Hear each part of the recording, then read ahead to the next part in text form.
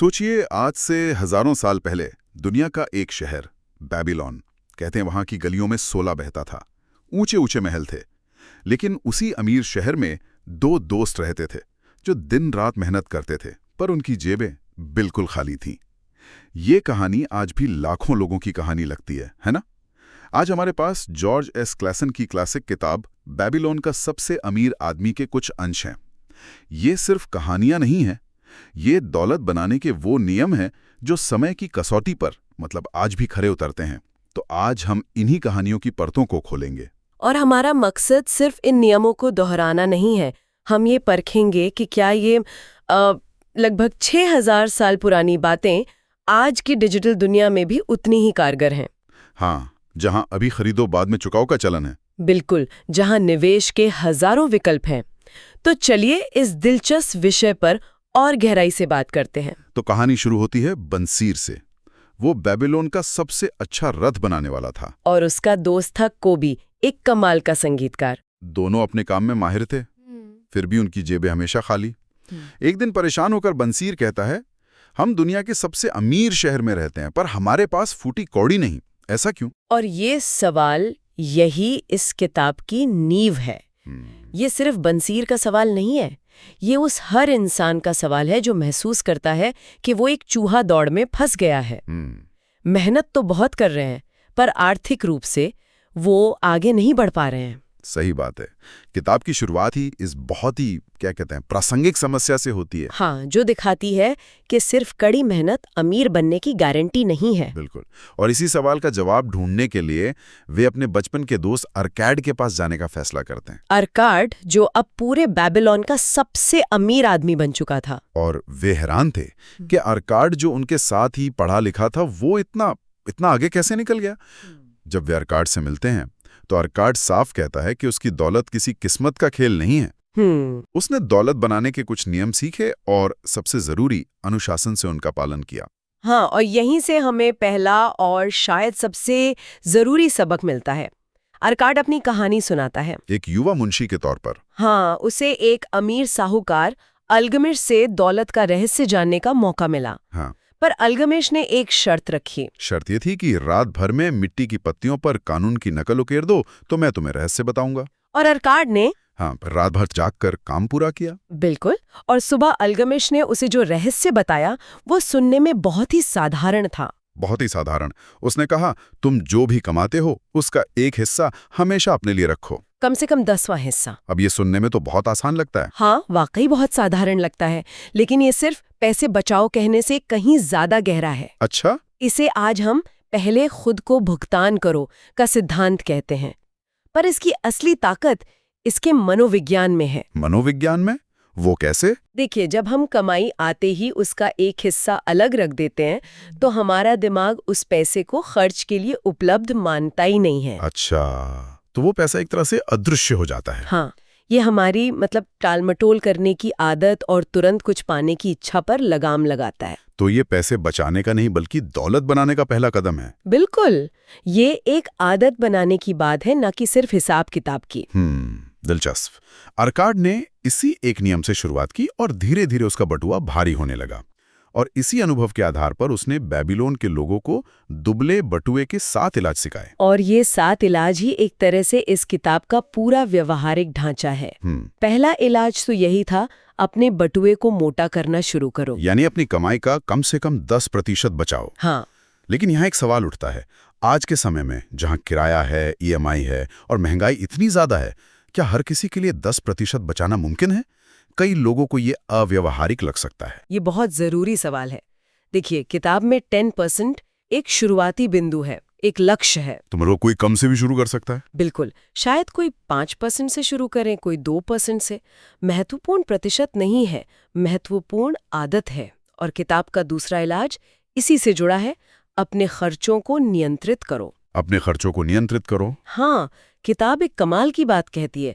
वो कहती है कि हमारे जरूरी खर्चे हमेशा हमारी कमाई के बराबर बढ़ने की कोशिश करते हैं, जब तक हम उन्हें रोके नहीं। ओहो, ये तो बिल्कुल सही बात है। इसे आज लाइफस्टाइल इन्फ्लेशन कहते हैं ना? हाँ बिल्कुल, जैसे ही सैलरी बढ़ती है खर्चे भी बढ़ जाते हैं। मतलब अपनी इच्छाओं और जरूरतों के बीच फर्क करना सीखना होगा। और आज के डिजिटल दौर में तो ये और भी मुश्किल है। हाँ, फोन पर एक क्लिक से खाना ऑर्डर हो जाता है, सब्सक्रिप्शन अपने आप रिन्यू हो जाते हैं। खर्चों पर लगाम लगाना पहले से कहीं ज्यादा चुनौतीपूर्ण है। बिल्कुल। बेबीलोन में शायद बाजार जाकर ही खर्च होता था, आज खर्च अदृश्य हो गया है, दिखता नहीं है। हाँ। इसलिए और भी ज्यादा सचेत रहने की जरूरत है। और यहीं पर तीसरा इलाज आता है जो शायद सबसे रोमांचक है। कौन सा? अपने सोने को बढ़ाओ। अपने सोने को बढ़ाओ मतलब? इसका मतलब है जो पैसा आपने बचाया है उसे काम पर लगाओ, उसे एक ऐसी सेना बनाओ जो तुम्हारे लिए और पैसा कमाए। यानी निवेश करना। हाँ, निवेश। लेकिन निवेश तो जोखिम भरा भी हो सकता है। हो सकता है। और यहीं पर अर्काट की अपनी कहानी का एक दिलचस्प किस्सा आता है। उसने अपनी पहली बचत एक ईंट बनाने वाले अजमूर को दे दी थी, जो दूर देश जाकर कीमती गहने खरीदने वाला था। और नतीजा क्या हुआ? सारा पैसा डूब गया। क्यों? क्योंकि एक ईंट बनाने वाले को गहनों की परख नहीं होती। सही बात है। यह किताब का चौथा और बहुत महत्वपूर्ण इलाज है। अपने खजाने को नुकसान से बचाओ। सलाह हमेशा उस इंसान से लो जिसे उस विषय का गहरा अनुभव हो। बिल्कुल। ये सुनने में तो बहुत तार्किक लगता है, लेकिन आज के दौर में विशेषज्ञों की पहचान कैसे करें? सोशल मीडिया पर तो हर कोई खुद को फाइनेंस गुरु या क्रिप्टो एक्सपर्ट बताता है। ये आज के समय की सबसे बड़ी चुनौती है। तो एक असली विशेषज्ञ और एक सेल्समैन के बीच का फर्क कैसे समझा जाए? अर्काट के समय में शायद जौहरी या साहूकारी विशेषज्ञ होते थे, आज हमें ज्यादा छानबीन करनी पड़ती है। पहला नियम है, जो व्यक्ति आपको सलाह दे रहा है क्या उसका अपना पैसा भी उसी जगह लगा है जहां वो आपको लगाने को कह रहा है? अच्छा, ये एक अच्छा पैमाना है। दूसरा, क्या वो आपको रातों रात अमीर बनने का सपना दिखा रहा है? अगर हाँ तो उससे दूर रहें। असली विशेषज्ञ आपको जोखिमों के बारे में भी उतना ही बताएगा जितना मुनाफे के बारे में। तो किताब का संदेश साफ है। हाँ, अपने पेशे के बाहर के क्षेत्र में निवेश करने से पहले उस क्षेत्र के माहिर लोगों से सलाह लो, न कि किसी अनाड़ी से। सही बात है। और बाकी के इलाज भी मतलब इसी सोच को आगे बढ़ाते हैं। हाँ, जैसे 5वां इलाज है, फायदेमंद निवेश पर ध्यान लगाएं। हाँ, जैसे ऐसी जगह पैसा लगाएं जहां वो सुरक्षित भी रहे और बढ़ता भी रहे। बिल्कुल। और छठा है, भविष्य की आय सुनिश्चित करो, जो आज के समय में रिटायरमेंट प्लानिंग और बीमा की तरह है। हाँ, और सातवां, जो मुझे व्यक्तिगत रूप से बहुत पसंद है, अपनी कमाने की क्षमता को बढ़ाओ। हाँ, ये सातवां नियम अक्सर लोग भूल जाते हैं। कैसे? हम पैसा बचाने और निवेश करने पर इतना ध्यान देते हैं कि हम अपनी सबसे बड़ी संपत्ति यानी खुद पर निवेश करना, हाँ, अपनी कमाने की क्षमता को बेहतर बनाना भूल जाते हैं। अपने कौशल को बढ़ाना, नई चीजें सीखना, ये सबसे सुरक्षित निवेश है क्योंकि इसे आपसे कोई नहीं छीन सकता। इन नियमों की असली परीक्षा हमें अर्काट के बेटे नोमासिर की कहानी में दिखती है। वो बहुत दिलचस्प कहानी है। अनुभवीन था, उसे लगा कि उसके पास पैसा है तो वो कुछ भी कर सकता है। उसने घुड़दौड़ पे सट्टा लगाया, एक अनुभवीन साथी के साथ व्यापार में निवेश किया और अपना सारा सोना गंवा दिया। बिल्कुल। हारने के बाद जब वो बिल्कुल टूट चुका था, तब उसे उस मिट्टी की पट्टी की याद आई। उसने सोने के 5 नियम पढ़े जो असल में उन्हीं 7 इलाजों का सार थे। और इस बार उसने पैसे से नहीं बल्कि ज्ञान से शुरुआत की। उसने नौकरी की, अपनी कमाई का 10वां हिस्सा बचाया, और इस बार विशेषज्ञों की सलाह से निवेश किया। और नतीजे हम सब जानते हैं। हाँ, 10 साल बाद जब वो लौटा तो उसने न सिर्फ गवाया हुआ धन वापस कमा लिया था, बल्कि उससे 3 गुना ज्यादा संपत्ति बना ली थी। ये कहानी सिखाती है कि वित्तीय ज्ञान असल धन से कहीं ज्यादा कीमती है। बिल्कुल। बिना ज्ञान के मिला धन क्षणभंगुर होता है, वो टिकता नहीं। लेकिन ज्ञान से धन बार बार बनाया जा सकता है। नोमासिर ने जब सोना खो दिया तब उसे ज्ञान की असली कीमत समझ आई। उन 5 नियमों को जल्दी से देख लेते हैं।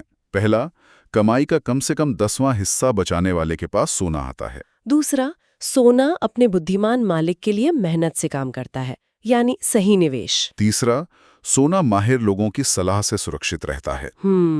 चौथा, जिन व्यवसायों की जानकारी नहीं है उनमें निवेश करने से सोना चला जाता है। और पांचवा, असंभव कमाई के लालच में सोना हाथ से निकल जाता है। ये 5वां नियम आज के लिए बहुत बहुत जरूरी है। जल्दी अमीर बनो वाली योजनाएं। हाँ, ये हमेशा से रही हैं, लेकिन आज इंटरनेट की वजह से ये हर किसी के जेब में पहुंच गई हैं। सही बात है। ये नियम हमें याद दिलाता है कि दौलत धीरे धीरे और धैर्य के साथ बनाई जाती है, किसी लॉटरी टिकट से नहीं।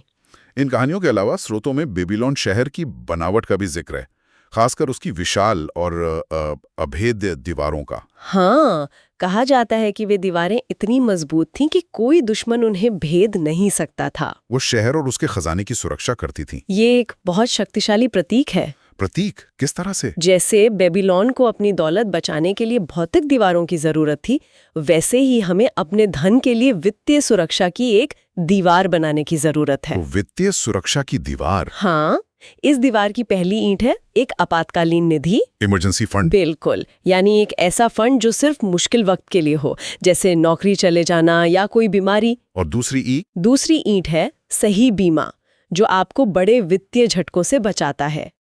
इन दीवारों के बिना आपका सारा निवेश एक असुरक्षित खजाने की तरह है, जिसे कोई भी संकट लूट सकता है। हाँ। तो बेबीलोन की इन प्राचीन कहानियों को आज के संदर्भ में देखें तो कुछ बातें बिल्कुल साफ हैं।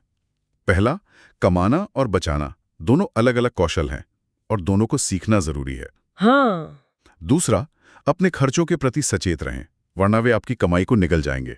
और तीसरा, अपनी बचत को काम पर लगाएं, लेकिन विशेषज्ञों की सलाह और अपनी समझ के साथ, ना कि लालच में आकर। ये सिद्धांत बहुत सरल लगते हैं। हाँ, और शायद इसीलिए लोग इन्हें नजरअंदाज कर देते हैं। हमें लगता है कि वित्तीय सफलता के लिए कोई जटिल फॉर्मूला होगा। बिल्कुल, लेकिन सच तो ये है कि ये बुनियादी नियम ही समय की कसौटी पर खरे उतरे हैं। किताब की खूबसूरती इसी सादगी में है।